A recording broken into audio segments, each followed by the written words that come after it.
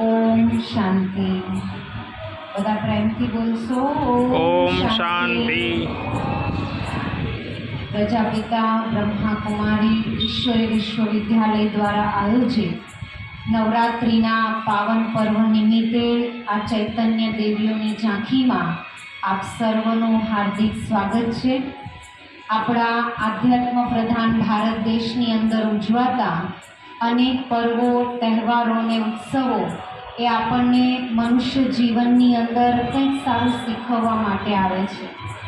દરેક પર્વની પાછળ કંઈ ને કંઈ આધ્યાત્મિક સંદેશ સમાયેલો છે. દરેક પર્વનું પોતાનું એક આગવું મહત્ત્વ હોય છે.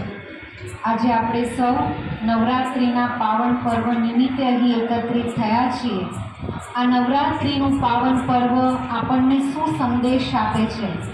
આપણે દર વર્ષે નવરાત્રિ મનાવીએ છીએ, પરંતુ એના પાછળનું આધ્યાત્મિક રહસ્ય શું એ આપણે જાણતા નથી.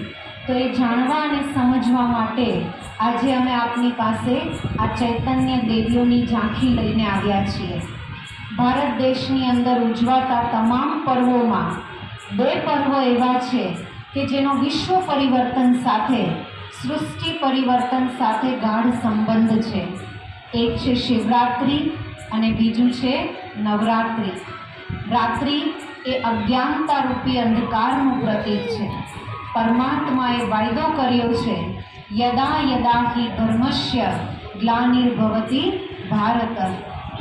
એ વાયદા અનુસાર ઘોર કળિયુગ રૂપી રાત્રિના સમય, જ્યારે સમગ્ર સંસારની અંદર અજ્ઞાનતા રૂપી અંધકાર છવાઈ જાય છે, એ સમયે પરમાત્મા આ સૃષ્ટિ ઉપર અવતરિત થઈ અધર્મનો નાશ કરી એક સદધર્મની સ્થાપના કરે છે, અજ્ઞાનતા રૂપી અંધકારને દૂર કરે છે.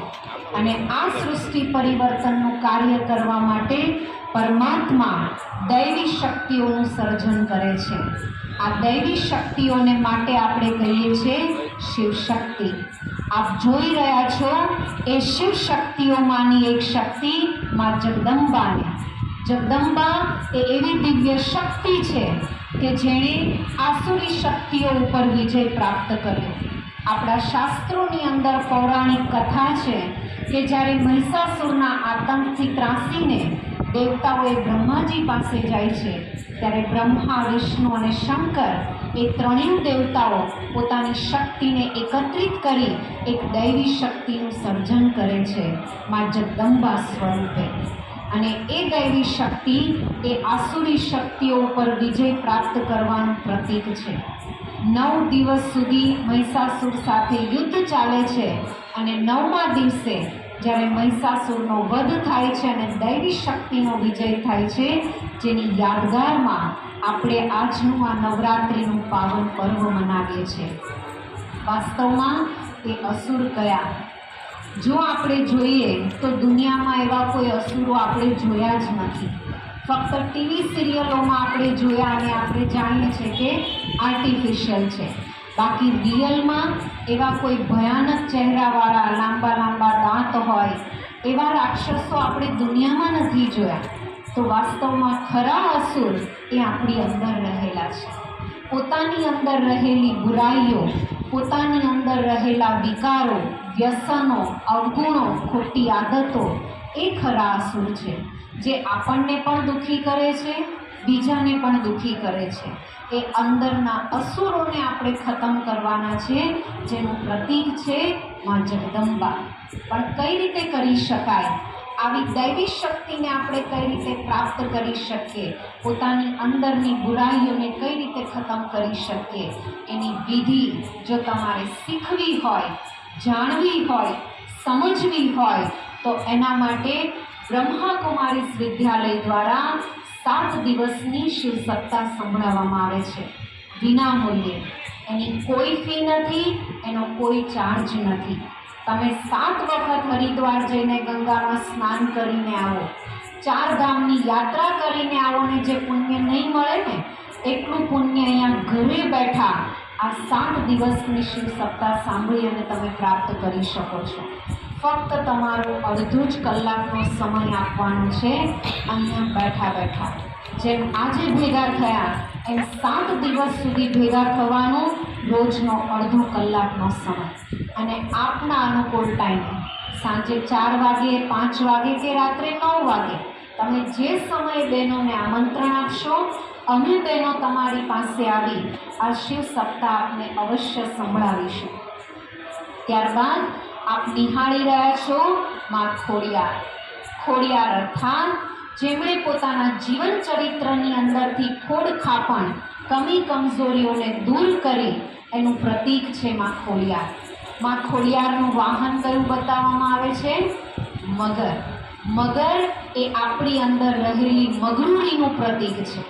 મગરૂરી અર્થાત પોતાનો અહંકાર. જેણે પોતાની અંદર રહેલા અહંકારને જીતી લીધો એનું પ્રતીક એ માં ખોડિયાર છે.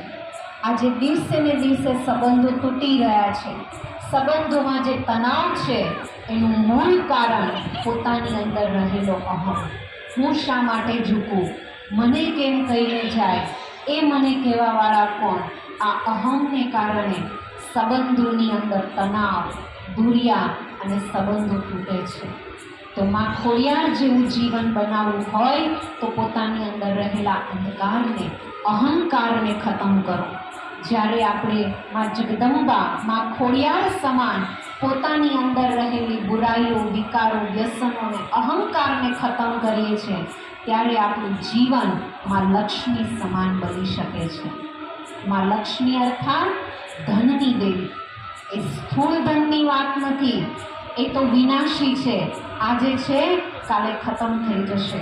પરંતુ એ જ્ઞાન ધન, ગુણ ધન અને શક્તિઓના ધનની વાત છે. જ્યારે આપણે જ્ઞાન, ગુણ અને શક્તિઓના ધનથી ભરપૂર થઈએ છીએ ત્યારે આપણું જીવન માં લક્ષ્મી સમાન સાચું સુખ, શાંતિ અને સમૃદ્ધિથી સંપન્ન બને છે. માટે કહેવાય છે કે નર ऐसी करनी करे जो नारायण बन जाए, नारी ऐसी करनी करे जो लक्ष्मी बन जाए.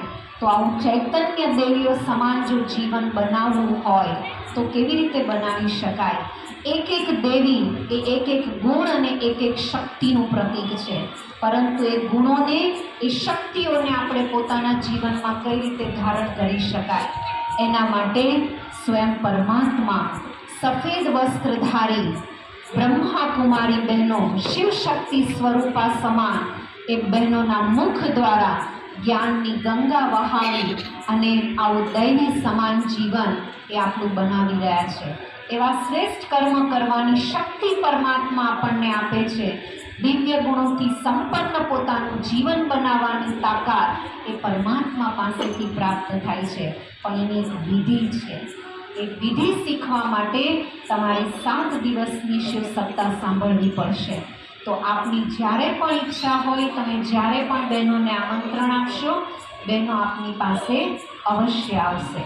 હવે આપણે નિહાળીશું માં જગદંબા અને મહિષાસુરના યુદ્ધનો એક નાનકડી ઝાંખી અને એનો વિજયોત્સવ.